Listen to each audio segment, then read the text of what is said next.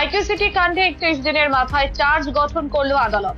10 দিনের জেল হেফাজত শেষে অভিযুক্ত 6 জনকে সোমবার দুর্গাপুর মহকুমা আদালতে পেশ করা হয়। অভিযুক্ত সহপাঠী ওয়াসিফ আলীর আইনজীবী শেখর কুণ্ডুর নির্দোষের পিটিশন করেন বিচারকের কাছে। তারপরেই বিচারক বেশ কিছুক্ষণের জন্য চলে যান।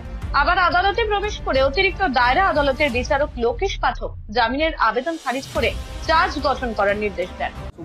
আমি বলেছিলাম যে যেভাবে মামলাটা সাজানো হয়েছে মামলাটা সেটা নয়, এদেরকে ফাঁসানো হয়েছে এই মামলায়, গ্যাং রেপের মামলায়, এইটাই বললাম। সরকারি আইনজীবী তো চার্জ গঠনের বলুন কি মানে বিচার প্রক্রিয়া শুরু হচ্ছে 19 তারিখ থেকে, ট্রায়াল শুরু হবে, একদিনই হবে, তার পরবর্তী ক্ষেত্রে আবার ডেট পড়বে।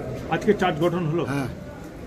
কেসার কি দম আছে মানে সেটা এই মুহূর্তে বলা যাবে না, বা এটা আমার পক্ষে বলাও সম্ভব নয়, বলবো। আপনি অভিযুক্তদের হয়ে আপনি আজকে সবেমাত্র এসেছি, আমি চেষ্টা করছি, দেখছি, কাগজ পড়ি, প্রয়োজনীয় কাগজপত্র আপনারা পাচ্ছেন না এই নিয়ে অভিযোগ করছিলেন আপনি কোর্টে।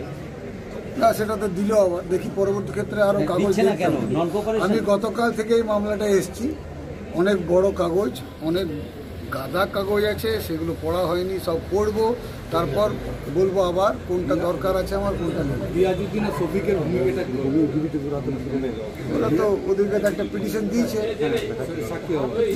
দেখা যাক কি হয়। তারপরে সরকারি আইনজীবী বিভাস চট্টোপাধ্যায় অভিযুক্তদের সামনে তুলে ধরেন তাদের বিরুদ্ধে কোন কোন অভিযোগ রয়েছে।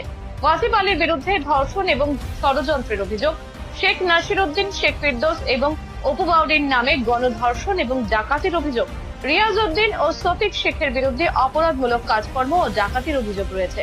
তারপরে বিচারক ধৃতদের ফের 9 দিনের জেল হেফাজতের নির্দেশ দেন। 19 তারিখ থেকে শুরু হবে এই মামলার ট্রায়াল।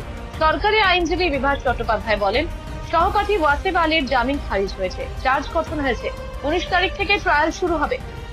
শফিক শেখ ও শেখ রিয়াজ উদ্দিন রাজসাক্ষী হতে রাজি হয়নি। আমরা চার্জশিট দেওয়ার পরে আমরা যেটা পরের প্রসিডিওরে এগোবো, সেই অনুযায়ী ওনারা আজকে চার্জ হিয়ারিং করেছিলেন যে ওনারা নির্দোষ, এবং অনেক পয়েন্ট ওনারা দেখিয়েছিলেন। তো দুপক্ষের অনেকক্ষণ শোনানোর পর লানেট কোর্ট নেমে যান, নেমে গিয়ে তিনি আবার ওঠেন এবং ওনাদের যে চার্জ হিয়ারিংটা ছিল সেই পিটিশনটা রিজেক্ট করেছেন।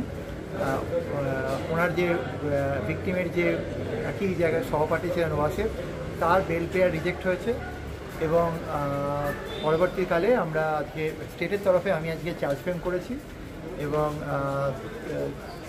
প্রথম যে ছেলেটি ছিল বাসে পরে এগেনস্টে 6টা হেডের চার্জ ফ্রেম হয়েছে, পরের জনের 16টা করে আলাদা আলাদা প্রভিশনের মানে পেনাল প্রভিশনের চার্জ ফ্রেম হয়েছে। আমরা 19 তারিখ থেকে ট্রায়াল স্টার্ট হবে বলছে। হ্যাঁ, এবং 3 জনকে ডাকা হলো। আমরা যেটা শুনলাম ও রিফিউজ করেছে, রাজি হয়নি।